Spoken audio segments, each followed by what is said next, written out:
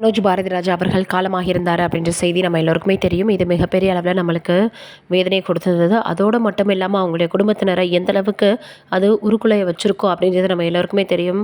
எல்லோருமே அந்த அளவுக்கு ரொம்பவே அன்பாக தான் இருந்திருக்காங்க. அதோடு மட்டும் இல்லாமல் பாரதிராஜா அவர்கள் தன்னுடைய மகனுக்கு மிகப்பெரிய அளவில் இஷ்டம் இல்லை, இன்ட்ரெஸ்ட் இல்லை அப்படின்னு தெரிஞ்சும் கூட அவரை ஒரு நல்ல நிலைமைக்கு கொண்டு வரணும்னு சினிமாவில் நடிகராக அறிமுகப்படுத்தினார். எவ்வளவோ விஷயங்கள் எல்லோருமே சொல்லியிருந்தாலும் கூட அவர் என்ன செஞ்சுருந்தாரு அப்படின்னா தன்னுடைய மகனை நல்ல நிலைமைக்கு கொண்டு வரணும்னு நிறைய படங்களில் நடிக்க வச்சார். ஆனால் மனோஜ் பாரதிராஜா அவர்களுக்கு இயக்குனர் ஆகணும் அப்படின்ற மிகப்பெரிய ஆசையும் இருந்துச்சு. உதவி இயக்குனர், இயக்குனர், அதற்கப்புறமாக நடிகர்னு பல இடங்களில் பார்த்திங்கன்னா அவர் தன்னுடைய முயற்சியை வெளிப்படுத்தியிருப்பார். ஆனால் கடைசி வரைக்கும் அவரால் பார்த்திங்கன்னா நிறைய விஷயங்களை செய்ய முடியாமலேயே போயிடுச்சு.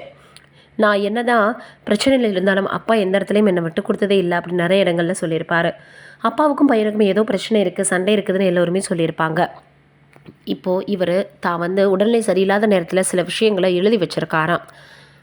மிகப்பெரிய அளவில் ஒரு மருத்துவமனைக்கு போயிட்டு வரோம் அப்படின்னா ஒரு வாரத்துக்காவது வெளியில் அவர் அவ்வளவா வரமாட்டாராம்.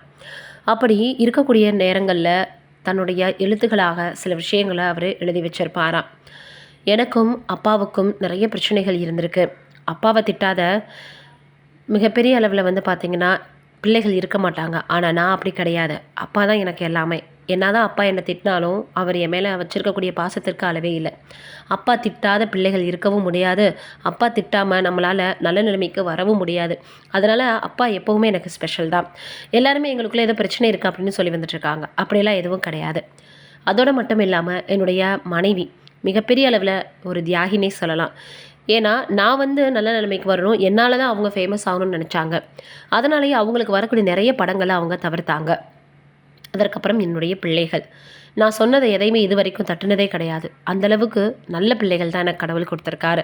நல்ல குடும்பம், நல்ல மனைவி அப்படின்னு மிகப்பெரிய அளவில் கடவுள் என்னை ஆசீர்வாதம் பண்ணியிருக்காருன்னு ரொம்பவே பெருமையாக அந்த லெட்டரில் எழுதி வச்சிருப்பாராம். எனக்கு உடல்நிலை சரியில்லாமல் இருக்குது, ஏதோ பண்ணுது, அது மட்டும் என்னால் புரிஞ்சிக்க முடியுது. ஆனால் இப்படி ஒரு குடும்பம் எனக்கு கிடைக்கிறதுக்கு நான் கொடுத்து வச்சுருக்கணும் அப்படின்னு சொல்லி அதில் எழுதி வச்சுருந்தாராம். நிறைய இடங்களில் கூட பாரதிராஜா அவர்களை பற்றி தெரிந்தவர்கள் சொல்லியிருப்பாங்க. தன்னுடைய பையனை ஷூட்டிங் ஸ்பாட்டிற்கு வர சொல்லி ஒரு முறை சொன்னாராம். ஏன் அப்படின்னு கேட்டப்போ, இல்லை எனக்கும் அவனுக்கு ஒரு சண்டை ஆயிடுச்சு, நான் அடிச்சிட்டேன், எதுவுமே பேசாமல் அப்படியே நின்றுட்டான், எனக்கு நினைக்கும் போது ரொம்பவே வருத்தமாக இருக்குது, நான் அப்படி செஞ்சுருக்கக்கூடாதுன்னு சொன்னாராம்.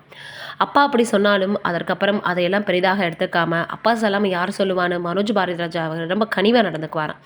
அவரை போல ஒரு கேரக்டர் இருக்கவே முடியாதுன்னு கூட நடித்தவர்கள், கூட உடன் வேலை பார்த்தவர்கள், அவரை பற்றி தெரிந்தவர்கள் எல்லாருமே சொல்லி வந்துட்டுருக்காங்க. இப்படி ஒரு நல்ல மனிதருக்கு 48 வயதிலே இப்படி ஒரு சோகம் நடக்கணுமானதான் எல்லோரும் சொல்லி வந்துட்டுருக்காங்க. நம்மளுடைய சார்பாக அவருடைய ஆன்மா சாந்தியடைய கடவுளை வேண்டிக்கலாம்.